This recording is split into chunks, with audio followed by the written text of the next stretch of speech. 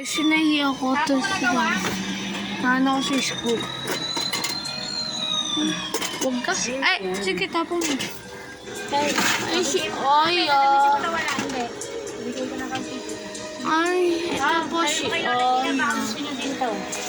Sige, wait lang ah. Mag-hello guys. Tara, akit tayo. Nyo. Nagkasugat ako dahil sa sa klasiko. Ayun, tinahi siya. Malalim daw kasi pagkakaano. Ito ngayon, seryoso ako sa pagbablog. Ngayon ako ulit mag-vlog. Kasi ang tagal ko nag-vlog. Sakit ah. Sakit guys. Sakit.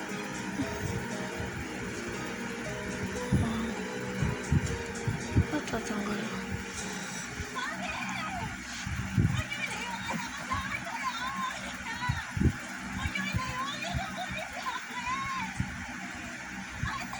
Yan po. So, ngayon ako ulit mag-vlog kasi tagal ko na hindi naka-vlog eh. So, follow nyo lang ako sa mga subscribe lang kayo sa mga video ko. So, ito pa yung story ko kung bakit ako may ganito. Kasi, nag-awa kami ng klase namin. Tapos, yung malapit na ako yung tatayain niya, bigla ako nantok sa pader. Yung yung matulis yung parang ganito. Ito yung ganun pader. Tumama sa akin. Kaya, parang madin yung pagkakaano sa akin. Kaya, ang lalim. Binaba ako, tapos pinunta ako sa center, yung pinakamalapit lang.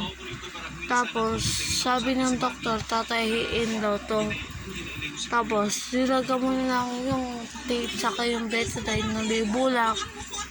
Tapos, dinala kami sa hospital kung saan tatahiin. Nilagay muna ng yung injection dito, yung parang hindi mo maramdaman yung tahi. Tapos, may binigay sa aming gamot, dalawa yan. Yung isa mapait, yung isa hindi. Kaya, ganun nangyari sa akin. Malalim yung pagkakaano. Tatlong araw na ata eh.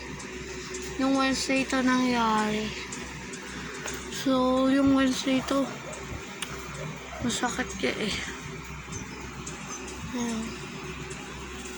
Malala yung pagkakayari nangyari sa akin.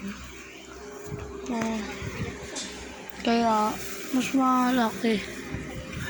Bumuka, tas malalim daw, kaya kailangan tahiin. Kaya, napunta ko sa may hospital. Layo nga eh. Nagano na lang kami, nagpag-grab. Yung klase lang, yung mama ng klase namin.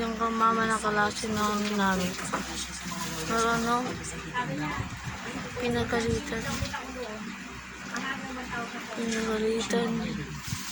Sabi ko, wag na po pagalitan kasi yun naman siya yung may kasalanan eh. Naano ko na ito malon. Saka, kaya ganun yung nangyari. So, hanggang dito lang muna yung vlog. Sige na, alam guys, bye-bye. Bye.